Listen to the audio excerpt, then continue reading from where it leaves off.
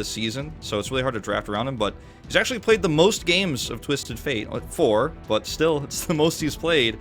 This is a bit of an odd pick, though. It kind of tears apart a lot of the theories we're having about roaming to the top lane. Well, the Victor comes in, so stable damage, but not as much kill pressure in the top lane. I like it though, you know, this is a Freaker that does want to get in amongst it, you know, go for those wombos, things like that, and Victor does have a lot of zone control with his Chaos Storm, with his Gravity Field, things like that. Certainly does work out, as Keen is going to go down a different route as the Ornn is picked up. A fantastic matchup into the Renekton historically, and also does round out this composition extremely well for a Freaker. Like, this is... Lehens, though, just going to walk his way out, and it looks like Harmalife are going to get priority, despite the fact that Bang does get a bit of damage down. That's going to be the smite, and Arthur does pick that one up. Good undertow there on a couple of members, as Gravity Storm is good. Arthur still just running away, as Arthur's making his way up. Dread's here. Morgan actually losing out on this trade quite effectively, as Dread's going to take an undertow, and now they're going to try and turn it. There's the Ornn. Keen flashing early. Knockup does land onto the Renekton. First blood goes over to the Olaf, but it's traded back immediately, and the Ragnarok is popped. Arthur unable to get that extra damage onto Dread, as Shockwave comes through, and Fly takes some turret shots, as we're just trading our buttons as often as we can, and Bang rotates in because he wants in on the action. He wanted in, but not going to be able to make anything happen. Wanted to give relieve a little bit of that pressure onto Fly, or away from Fly, but unsuccessful. And just a faster gank there for Arthur. And yes, stop talking about it. Stop talking. We don't need to talk about it, Wolf. Okay. I looked at the 116 and it didn't change. Okay. Oh, no. Well, he might get a kill. That would be good news. As Keen down to about 200.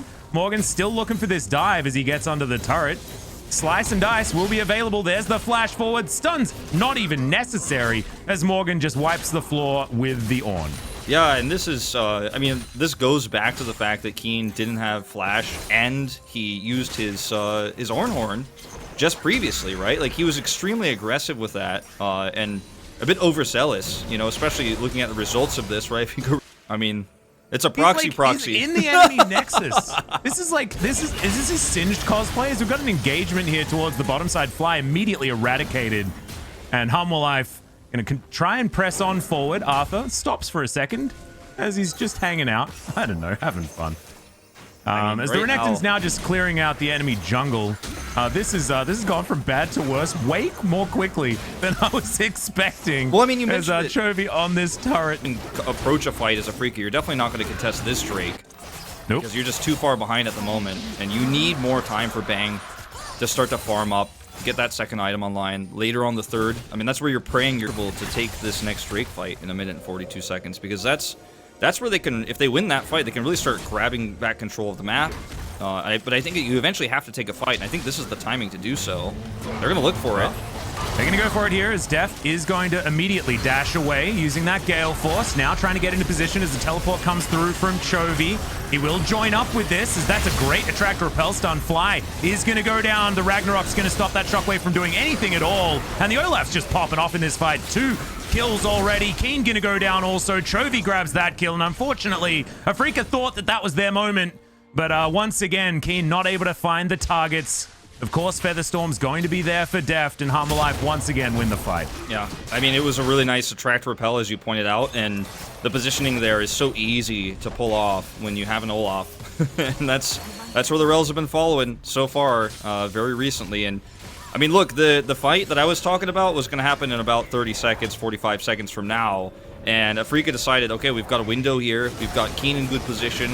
They put the Orianna Orb on top of him, and they looked for a really hard engage. But Life Esports are just, this is not the fight to take for Afrika Freaks. They were not hitting their spike yet. They didn't have a positional advantage. They were looking for a fight in mid lane.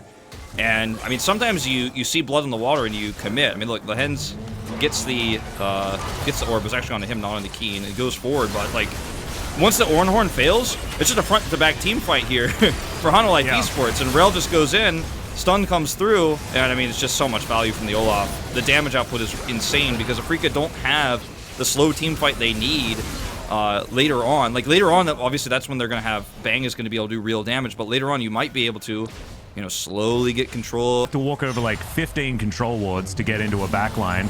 Ornn Horn once again comes down as Chovy's going to flash it. Over the wall goes Arthur as Lehens.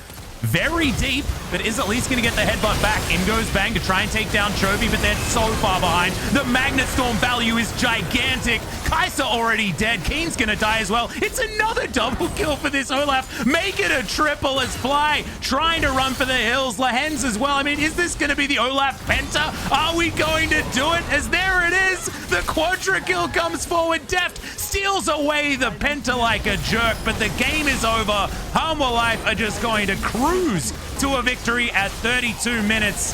And Afrika, it felt like they just did nothing and then lost the game as Deft gives a big old thumbs up, goes golden, and that's a dead Nexus. Congratulations to Hanwha Life, but that was a game that felt like an Afrika rollover. Oh, I'd say it definitely did. But this is a really big showcasing, I feel, of Hanwha Life esports.